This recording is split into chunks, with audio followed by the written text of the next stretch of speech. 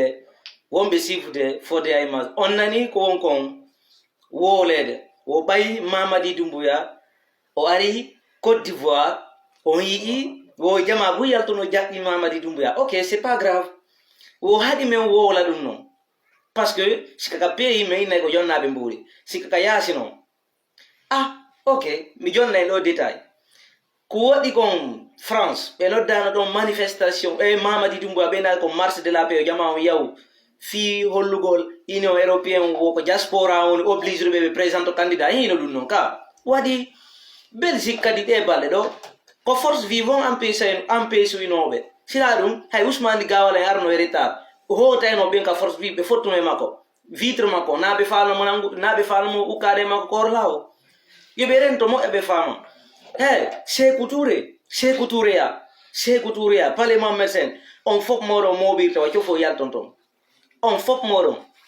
Alpha Condé ko ni nokkirdo mo yaltino modon dadis ko ni yaltinirado onon kadi on yaltinte do hay Sékou Touré yalti ka pale man onon ko onon kete yaltinede siko dum ala giselu o yi ko fe ko meeting on America hay en franc be jonnali be hokkali goddo be jama mobilise hollugol way be woni baaw toujours gonga kan be yida won gol baaw ade jo waro nena goto goddo madum jogitori be lendi le'i madum jogitori be lendi jaggu menen ko dum non go sendi men Mamadi senerde sina dum hari men kellanno mo on nani ala giselu ko be ko on hi kari jamaayul arno ngi ko congrès ordinaire rom wallahi tan la ba fi edi hay goto yo bago hay discours ala giselu be wi kambe ka yewtere mabbe don jamaawi be weltani be aranon parce que 17 ans jamaawi no baaw mabbe be haabali be umali be holi ala giselu wata transformer lagine watta lagine ko doado duko go di munnu no to wombe débrouillade wombe Côte d'Ivoire jogitibe boutique be ari don be fermi boutique mabbe be fermi table mabbe be fermi ko be yangoto don be ari wonugo toujours holgo ala giselu be déterminer baaw mako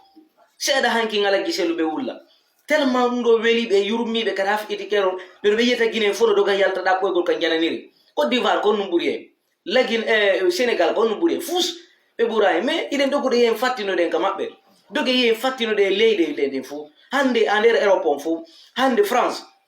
ender Afrique fu ko lagin woni premier demander asile ko lagin woni premier e fop meden andi no di immigré be Guinée be wombe walde ka yasi dudi moja immoden daroden no dar andi o yide di gereji gongon fejude mais do sikol ko sama kala di gereji di ara haali hewta kamela Guinée parce que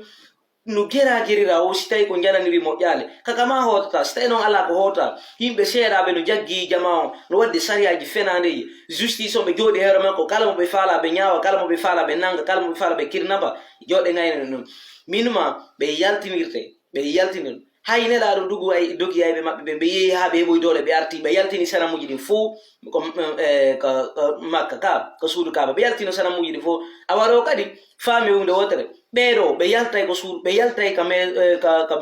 dumana ka pale Mohammed Sen be yaltay pale Sékou Touré be fop mabbe be yaltire don be ara kadi be naado e kadi o prison mo be wari koya be ara be naado e don be ara be naade don siallaji parce que kambe darni on prison koya don be no maison centrale ka ko honno piji mabbe birdi o yi jabbu ngala giselu jabbango Côte d'Ivoire donc immode wakilo den ala giselu be wawi be wakili be darti enen kadi immode hebata do sen geri ke do hay o do lawi ken dubi temedere fejjade walla sebite sita yalla no yide sita do wallen filam aki dembe wora mabbe donc dum mari ko miyata jamala ginon immode Sékou Touré ko fimen en fop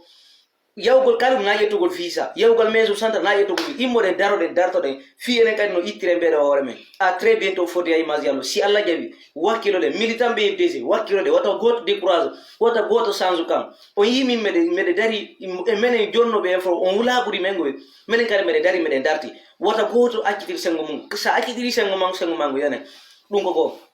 di munu jamala gina fop yandu jawle men be landino du wujuro nani Hausa Abdallah wadani be bayana spécial mais be yida jenta golluno be jamata zame jenta de gonga ko wala no be inna do Allah no dali dum do lando ko dofte lando waro e dofte on yidum ko windi der alquran lando waro ko dofte dum na gonga non dum na go kala wala no maro ino fenay ye jento Hausa Abdallah mo be ko ben wa yewtude goddo da waji gonton welta don na watti man naji gonton mi wala ta inde mabbe déjà mais a très bientôt wakkilo de moƴƴa ɓaytu mawɓe men mais Usa Abdallah en ɓe fuɗi ke wallitade jama enen kadi immoɗen teddine fi maɓɓe wallitoɗen ɓe fof mere yeru ko wawi kon ɓe woolay gonga si Allah jaɓi a très bientôt